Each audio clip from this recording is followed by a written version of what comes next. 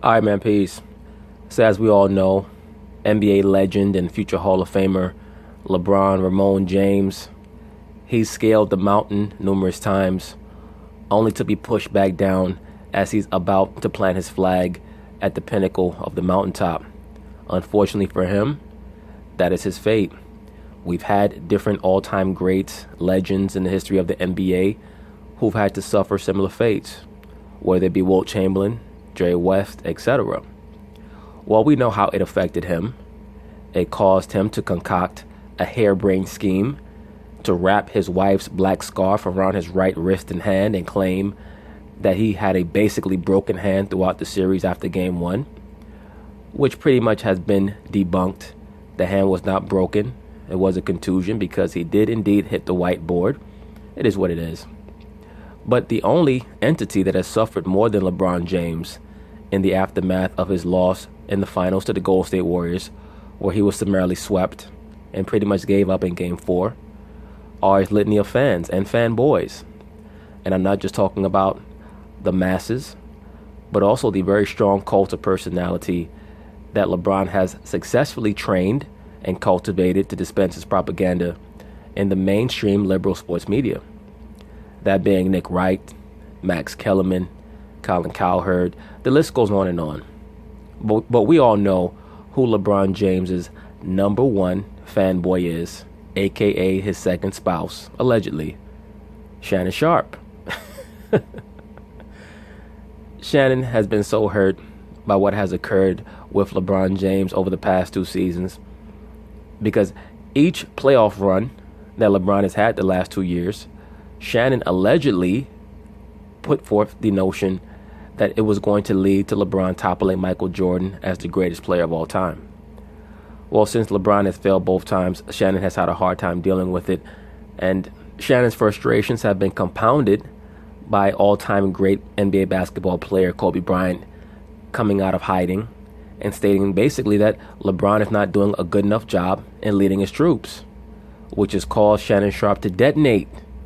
So, of course, they're going to talk about it. I'm going to chime in. LeBron is just a few days removed from being swept in the finals by the Warriors. Last week, Kobe Bryant talked to Bleacher Report and had some interesting comments about LeBron. Kobe said LeBron needs to, quote, figure out a way to win more championships. Kobe also compared his experience facing the Celtics with Pearson, Garnett, and Ray Allen to LeBron facing the Warriors, and Kobe seems to question LeBron's leadership. He said, quote, it has everything to do with how you build a team from an emotional level. How do you motivate them? Now, what is Kobe Bryant basically stating right here? That the reason why it's so easy for Cleveland to give up when the going gets tough, the reason why oftentimes they have mental breakdowns in adverse situations is because they're getting it from LeBron James. That basically is what Kobe Bryant is stating right here. That LeBron is not doing a good enough job in prepping his troops mentally. That's what he's saying, and I agree with him. And let me say this. Kobe considered himself the leader of the LA Lakers in the late 2000s, and on the court he was. But let's make it very clear. The quote-unquote mental leader, the Svengali of that team, was Phil Jackson. He was the leader of that team. Kobe Bryant was the drill sergeant, but Phil Jackson was the general. The issue with LeBron James's teams, particularly in this current incarnation, while he has been with the Cleveland Cavaliers, is that there has been no coach that has done a proper job of implementing a real system and making sure that both LeBron James and his teammates understood that as great as LeBron is, he's just a major part of a whole. He's not the whole itself. And that's really what the issue is. Kobe's touching on something that's very valid and relevant. But of course, people are going to nitpick Kobe because we all know that there have been allegations that Kobe was not the best teammate, quote unquote. Motivate them. Leadership is not making guys better by just throwing them the ball. That's not what it is. It's about the influence that you have on them to reach their full potential, and some of it's not pretty. Now, for those of you who remember, Kobe Bryant had a sit-down with Ahmad Rashad a few years ago, and he basically put forth the same sentiment in the sit-down. Now, of course, the modern liberal sports media is going to get very upset at Kobe for attacking LeBron James, who is the new it boy when it comes to the liberal sports media, because of the fact that LeBron James has very powerful sponsors in the background, that being Nike and other major corporations that are trying to push him as being the quote-unquote all-time greatest. That's why the liberal sports media, for those of you who don't know, is so strongly behind LeBron James. He's almost like a politician that came out of nowhere, like a Barack Obama. There are forces behind LeBron James that a lot of people don't know about. And anyone who addresses him or attempts to address him in a strong way is going to be attacked by a lot of the entities in the mainstream liberal sports media. So that's why you see Kobe Bryant now is pretty much at the epicenter of what I believe is going to become a larger attack against him. Not pretty, some of it's challenging, some of it's confrontational, some of it's pat on the back, but it's finding that balance. So when you show up to play at Golden State or Boston, you guys feel like you have the confidence to take on more. Let me say this. Many people are going to allege that the Boston Celtics of 2008 and 2010 are not on the level of Golden State, and you could definitely make that case. But please keep in mind that was a different era. That era was far more defensive-oriented than this era is. That's why I state that when the LA Lakers lost to the Dallas Mavericks in 2011, that marked the end of that era, that grinded-out era. There was a lot of physicality despite the notions of certain fans who state that 2000s basketball was not that physical. That era of basketball was extremely defensive. Not as defensive as the early 2000s, but defensive nonetheless. So it would have been very interesting to see the 2008 Celtics against the 2017 or 2018 Warriors, because the 2008 Celtics had great defensive players, especially great defensive perimeter players. More. Shannon, do you agree with Kobe? Hell no. Hell no. Don't give me no damn Kobe. You know what, Kobe? I knew something was funny about you when you posed as a gay slave. I said, this nigga's funny as hell. He makes some good points. But I'm just trying to figure out what I'm starting to see now. I'm starting to see greats like Kobe Bryant, greats like Charles Barkley, almost take pride and joy in LeBron losing. Well, Shannon, you opened up your statement by saying that he makes some good points. So is he making good points, or is he just taking pride in LeBron losing? Which one is it, brother? This is why I state to people who come on my channel, and there are a lot of new subscribers who come on my channel and don't really understand the culture, quote unquote, of my channel. I state this incessantly. This is not a fanboy channel. If you caught up in your emotions and your feelings, if LeBron James or some other athlete is a proverbial surrogate dad for you, you're not going to like certain things that are said on this channel, because I address everyone objectively. And Shannon Sharpe is a fanboy, a very intense fanboy of LeBron James. So anytime anyone criticizes LeBron even a little bit, he gets visibly emotionally upset. Part of it, I think, is a shtick for television, but a very, very small part of it.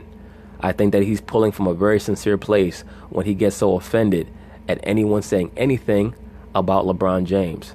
And it really does tiptoe on a tightrope of borderline homosexual or homoerotic infatuation. Bottom line, I don't care what anybody says. The same infatuation that Adrian Broner has for Floyd Mayweather, and the same infatuation that LeBron James has for Michael Jordan. All right? No, it is not good to be a fanboy. You can appreciate another person for their great gifts and talent and the hard work that they put forth to make sure that that talent is optimized. But when you start getting emotionally invested in someone because of what they do or how well they do it, that's very unhealthy. Kobe, when people talk about GOAT, nobody brings Kobe into the conversation. That's not quite true. Kobe has a very virulent cult of personality himself, especially based out in the LA area. Don't sleep on that, Shannon. And you guys film me a show out in the LA area. Somebody stop by and pay your ass a visit.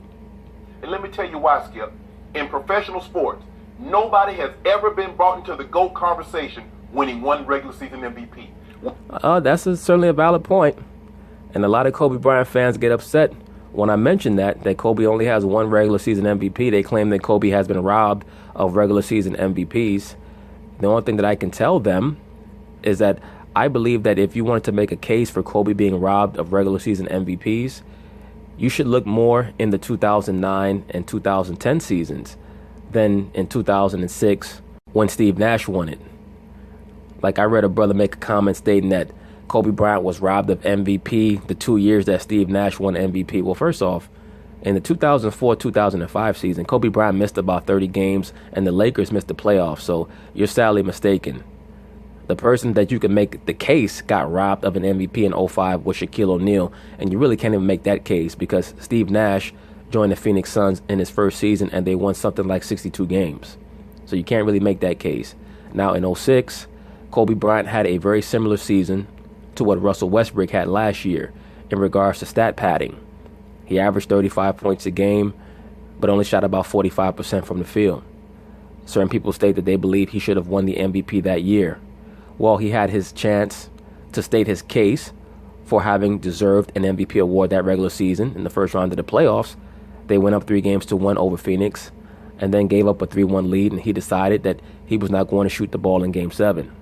Now, we all know that's a regular season award, but I'm saying if you're trying to cement your case for MVP, you would think that it would certainly go a long way if you were able to knock out the team that the former MVP award winner was playing on.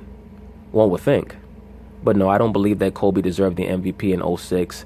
I'm a firm believer that the MVP award should go to the most outstanding player having the most outstanding year on the best team. That's just my view of it. I've never believed in giving players MVP awards for having outstanding individual seasons. Michael Jordan didn't win the MVP award in '87 when he averaged 37 points a game. They gave it to Magic Johnson, and Magic deserved it. In 1987, Michael Jordan averaged 37 points a game. He had over 200 blocks, over 100 steals. And Magic Johnson averaged something like 24 points a game and 14 assists or 13 assists. And the Lakers won 65 games. He deserved the MVP. I think that the MVP award should go to the most outstanding player on the best team when he's having an outstanding season. You can make a case in 2010 that Kobe could have got the MVP award that season. I believe the Lakers won something like 64 or 65 games that year. And he averaged somewhere around 26 points a game, something like that. I think that LeBron got it in 2010. I believe they won a couple of less games than the Lakers did, but his stats were better. You can make a case for 2010. To me, at best, Kobe could have 2 MVPs. He only has 1. When we talk about GOATs of basketball, be it Bird, Magic, Kareem, Michael, Bron, Wilt Chamberlain. Now, Wilt has 3. Bill Russell. 3, but he only has 2 rings. All these guys have 3 or more regular season MVPs. Notice how these people, they always forget to mention Bill Russell. Like they're trying to write him out of history. And 3 or more rings, with the exception of Wilt. And so because Kobe does not get brought up in that conversation, this was his opportunity to try and throw shade at LeBron James. All of these liberal sports media pundits swear that Kobe Bryant only wants to attack LeBron James. All Kobe Bryant is doing is trying to relay the information that was given to him by Michael Jordan to LeBron James. That's all he's doing. But the modern liberal sports media is so in love with LeBron because of his woke sentiments and a lot of the surface level bullshit rhetoric that he levies against Donald Trump. I think that they believe that that augments his overall stature in regards to how he should be evaluated as an all-time great NBA player. Nobody has ever thought that Kobe Bryant was a better teammate than LeBron James. Now, all of a sudden, because he was ball hogging, oh, it's more than pass. Skip. How do you get a guy better if you don't have confidence in him to pass him the ball and allow him to do his job? Well, you have to build up his confidence, Shannon Sharp. That's what leadership is. You're stating that LeBron James is the greatest player ever. Once again, the conversation from the LeBron James superfans is not even that he's the best player of this era. Is that he's the greatest player ever. But they're always asking these hypothetical questions about how LeBron is supposed to do this, how LeBron is supposed to do that. His job is to figure it out. If he's as good as you guys claim he is, his ass should figure the shit out. That's what Kobe Bryant is assuming. That's why he's stating LeBron has to figure out how to win championships. Bottom line. That's a part of it. See, Kobe is most like... Good Lord, look at Joy Taylor. Now, is she supposed to be the moderator or is she supposed to be some type of madam at a brothel? I mean, damn. Like Michael. And he feels confrontation is the only way to lead. Well, LeBron James, I'm sure LeBron, there have been times that LeBron has been confrontational. Skip, I know for a fact, LeBron is doing his best. He come home every night crying. I said, baby, what's wrong? He tell me, Shannon, I really don't know if I could do it. I said, yes, you can. Yes, you can. You're worrying your pretty little head about this shit. Worrying so much you're bald-headed. Now go in the room. Savannah made you some hot chocolate. We're going to talk about it later. But when it come to that nigga J.R. Smith, you got to get rid of him. You can't trust him no more. I mean, shit, why was he on the free throw line trying to rebound the ball? That should be your job. Handle your business. But Bron is more apt to pat you on the back, give you a few words of encouragement, as opposed to being confrontational. I'm trying to figure out. Well, that must mean that he's not doing something right, bro. Bron ain't doing something right. Because at the end of the day, if he's doing something right, then he shouldn't have that many complaints. Why did Kobe Bryant want to get traded instead of trying to figure out a way to beat Boston? Now, nobody is ever going to say that Boston Celtics team is comparable to this Golden State Warriors team. Well, Shannon, here's the problem. Here's the problem with your statement, because you make a fair statement. You asked, why did Kobe Bryant want to be traded? But then you followed up with an erroneous assertion. You said, why did Kobe Bryant want to be traded as opposed to sticking it out and trying to figure out how to beat Boston? Kobe Bryant requested a trade in 2007. The Boston Celtics were not even put together until 2007. So Kobe did not demand a trade to avoid Boston. He was trying to get himself away from the Lakers because the Lakers were not willing to trade Andrew Bynum for Jason Kidd. That's what the problem was. And Kobe thought that he was going to be stuck in LA with Smush Parker for perpetuity. That's why he was so upset. But you make a valid point. How come Kobe was not willing to make Smush Parker better? But I'm sure that Kobe Bryant will come back and state, well, there's a difference between Smush Parker and George Hill. George Hill has been a starting point guard on teams that went to the Eastern Conference Finals, which is the same point that I've made. Kevin Love is a 5-6-time All-Star. I'm sure that is what Kobe Bryant is going to say. Not even Danny Ainge, not even Paul Pierce will say. And he has been very outspoken about LeBron at times also. That this Golden State Warriors team, that Boston Celtics team couldn't hold a candle to, Skip Bayless. That's not true. That Boston Celtics team won 64 games in 2008, Shannon Sharp. Now, they had a lot of ups and downs in the playoffs that year. I believe that they played 3 7-game series and 1 6-game series. But they were a great team overall. They would have given the Golden State Warriors a run for their money because their style of defense was even more intense than the Houston Rockets. Would it shock me if that Celtics team were to defeat the Golden State Warriors? No, it would not. No, it would not. Because their level of physicality on defense, especially in the half court, was extremely intense.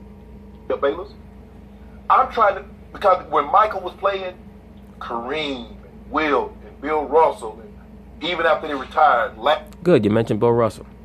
Larry and Magic, they didn't take shots at Jordan.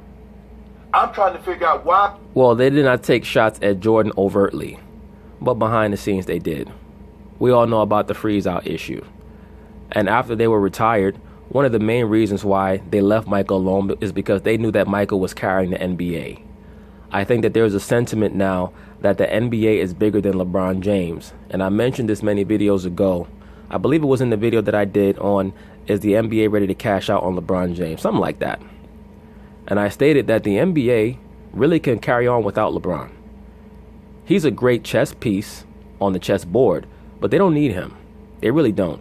Especially not with the rivalry between the Rockets and the Golden State Warriors. LeBron is really trying to fight to make himself relevant in regards to being a true championship level contender. Once again, why do you think LeBron got so upset when the notion was broached earlier this season that the NBA may consider realigning the playoff seedings? Because he knew that part of his legacy is going to be that he got to 8 straight finals. That was going to be part of his legacy. And if the NBA was to decide that they were going to realign all the teams, that means that the Cleveland Cavaliers may have had to play a Western Conference team in the second round or even the first round. And he knew that that was going to be a major risk because any team in the Western Conference would have had a chance to defeat the Cleveland Cavaliers. The Minnesota Timberwolves would have had a chance to beat Cleveland. They truly would have. New Orleans, Portland, I think all those teams would have had a great opportunity to defeat the Cleveland Cavaliers. Hell, even the San Antonio Spurs, I think, could have defeated Cleveland. I have little doubt about that. Why is it now that some of these old timers feel a need and feel it necessary to take shots at LeBron? They're not taking shots at LeBron. All they're doing is offering objective criticism, which is something that sycophants like yourself, fanboys like yourself, have avoided over the course of the regular season. Because you've embraced the victimization mentality, which is consistent with the liberal Negro. Skip, we know what it was. Phil Jackson wrote in his book that in 99-2000, Kobe asked to be traded. We knew how he was throwing a temper tantrum because he couldn't. Well, Phil Jackson wrote a lot of shit about Kobe in his book. He wrote a lot of shit. But as I've stated, Kobe has requested to be traded quite a few times. He couldn't get to the finals again. And that's how you know he was in Kyrie Irving's ear. Until they swiped Pau Gasol from Memphis. But now, all of a sudden, you just got to figure it out. Well, I can't believe this shit, Skip. I woke up this morning, I spit my damn coffee out my mouth. I said, this nigga at it again. This nigga Kobe Bryant looked like a damn bird talking about my man. I can't believe this shit. We didn't have Shaq, Skip. We didn't have no damn Shaq. We had El Gauskas. That's what we had. And this nigga talking shit. Skip. We never had Phil Jackson. We never had him. We had Tyronn Lue. We had a nigga named Tyronn Lue. Can you believe that shit? How could you be a coach named Tyronn Lue? Nigga look like an Uber driver. Well, let me tell you what Michael figured out. Age. That Father Time waits on no one. And as Bird back gave out on him, as McHale ankle and knees gave out on him, as Parrish knees gave out on him, that's what happened. And Isaiah, them going to every year, they playing the Lakers in the finals, or playing Portland in the finals. If you keep going to year after year after year to the finals, you're playing in June and everybody else's season is done in April, that catches up with you. Well, it should, unless you're on state-of-the-art performance-enhancing drugs. Allegedly. Kobe ought to be ashamed of himself. Well, let me tell you what else, Kobe. Let me tell you something, Kobe. I know a lot of shit about what went down in that hotel room, okay? Remember, I played for the Broncos, so I know what went down in that hotel room. I mean, nigga, I know you like to take it to the hole, but damn. Okay? You didn't have to do that shit to that girl. I know a lot of shit, nigga. So, close your mouth. Don't talk about my man. Because I got something for your ass. I know a lot of shit, Kobe. Kobe played 20 seasons. He never, in 20 seasons, Joey, he never shot more better than 47% from the floor. LeBron in 15 seasons done it 14 times. Averaged 7 rebounds in the game. LeBron has done it 13 times. Averaged 6 assists. Because clearly he wasn't trying to make anybody better. See, Kobe Bryant think ball hogging. I'm going to take the last shot. LeBron says I will too. Hence the 2 buzzer beaters in the finals. And you saw him have a couple more in the regular season. LeBron says I will do what is necessary in order to win the game. Kobe Bryant is one of these guys. The only way he thinks he can win is if he takes the last shot. Yeah, there is more to leading a team than just assisting the ball. But to be dismissive and say, oh, LeBron just keeps saying that, he's trying to get guys better by passing the ball. What the hell are you supposed to do?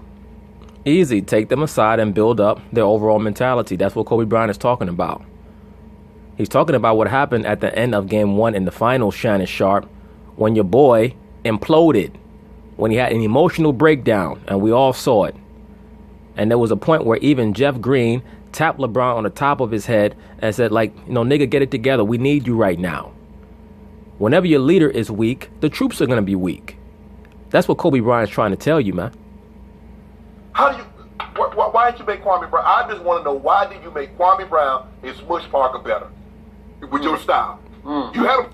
I think that what Kobe's trying to say is that he knows that you need teammates with talent, but he believes that LeBron has teammates with enough talent to at least win a couple of games in the finals.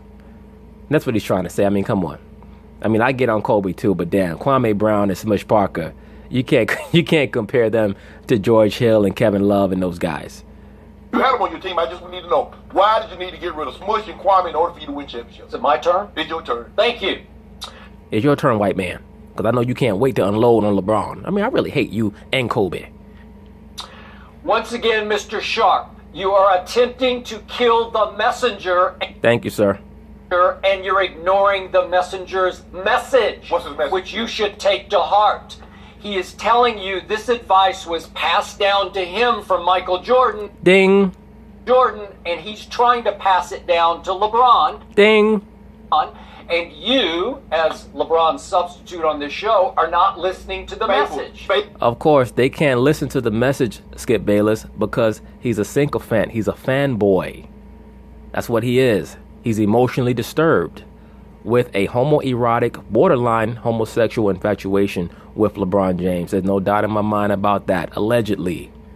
Fables get passed down year after year. Yeah. Okay, so let's put this back in context. Your favorite word, because obviously Kobe won 3 big titles with Shaquille O'Neal. Mm-hmm. You can take that away from him if you want, and that's fine. I'm not going to argue with that. And then Kobe, without Shaq, he actually ran Shaq out of Los Angeles. Yeah. He had 3 miserable years trying to figure out how to do it by myself, Okay. right? And they were just horrendous. And he had the Kobe pout game in Game 7 in 06 against the Phoenix What you Suns. mean? What you mean, positive? I'm just saying, he hadn't figured it out yet. Context now. Okay, well, context. And then 2008, he lost to the Big 3 Celtics, and he couldn't figure it out. In 2009, he got a huge break because LeBron and company just collapsed against the Orlando Magic after LeBron hit the shot heard round the world in Game 2. I don't think that Kobe got a huge break when the Cleveland Cavaliers lost to the Orlando Magic. I don't think that the Cleveland Cavaliers would have been ready for the type of intensity that they would have faced in the finals. I mean, look, I'm on record as stating that I have LeBron above Kobe in my hierarchy. I just believe that he brings more to the table physically. But when it comes to the mental approach and the fact that Kobe Bryant is fortunate enough to have that brain trust behind him where he was forced to submit to real coaching. LeBron has never been forced to submit to real coaching. That is what I believe would have gotten the Lakers over the hump in the big spot in the finals over Cleveland. I don't think that Kobe lucked out because LeBron lost in I believe in the semifinals or maybe the conference finals that year. I believe it was the semifinals of 09 that the Cleveland Cavaliers lost to the Orlando Magic. I think that was a fortunate thing for LeBron because it would have looked bad on his record that he also lost to Kobe in the finals. I think one of the main reasons why so many of LeBron James' more emotional fanboys are able to state that LeBron is above Kobe overall is because they never faced in the finals. To me, that doesn't matter because I'm evaluating them based on what they bring to the table. And when I look at Kobe Bryant, I see a player who's been able to lead his team to 2 championships. LeBron has been able to lead his team to 3 championships. And then I go by what they bring to the table on the floor, physically. Now, Kobe does have an edge mentally in regards to his never say die approach. But of course, many of Kobe Bryant's fanboys are going to disagree. It is what it is. It's okay. Then what happened, Shannon? I don't know. Why did you? Hold on. What happened in 2008? Wait a second. With 2008, he lost. I said to the Big 3. But they acquired someone. Okay, but they lost. So he hadn't figured it out. Did you read the story? Did you read what he said? He read it, but he missed a lot of it because he's so emotional. I read the story. So, but where does Paul Gasol come in at? Here he comes, 2010. So he's up again. Come on, Skip. Mention Powell. Mention his ass. Because Kobe had help. That nigga had help. When is Bron gonna get help? You know what, Skip?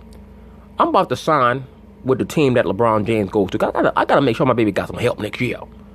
I got to help him.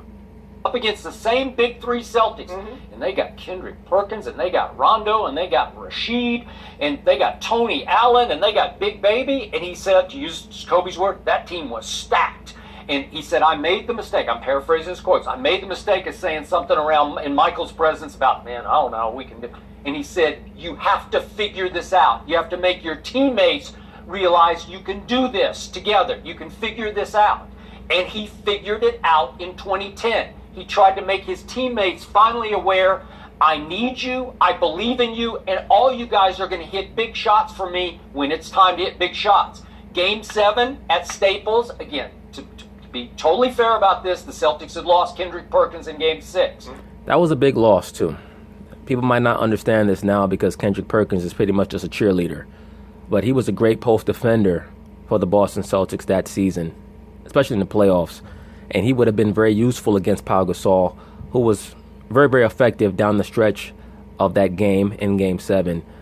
Even though people oftentimes tried to downgrade Kobe's teammates, the LA Lakers of 09 and 2010 were viewed as having the most dominant front court in the NBA, with Andrew Bynum, Lamar Odom, and Pau Gasol.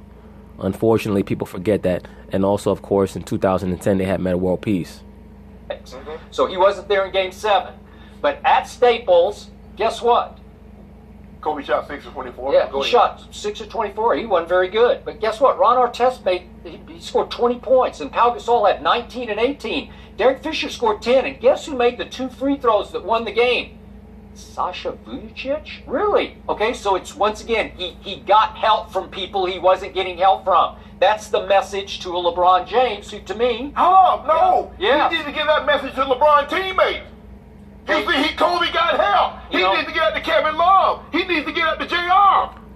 Shannon Sharp, if Kobe Bryant has to give that message to LeBron James' teammates, then that means Kobe Bryant is their leader, not LeBron James. Why would he be giving recommendations on leadership to players who are not leaders? I don't think that Shannon Sharp understands what he's saying right now. Basically, what he's saying is that he does not believe that LeBron James is a leader. Why would you tell Kobe Bryant that he should be giving advice to supplementary players on the Cleveland Cavaliers? That makes absolutely no sense. You know, I always say on the show, LeBron James is the best passer in basketball, but that does not make him the best leader in basketball. I've been saying that for a very long time, Skip Bayless. Thank you, sir. Ball. Leading is different to me. LeBron is still too much of a solo act. He's Hey, haven't I been telling you brothers for the longest time that LeBron James is like the leader in a rock band? All his teammates, they just play the background. Haven't I been telling you that for the longest time?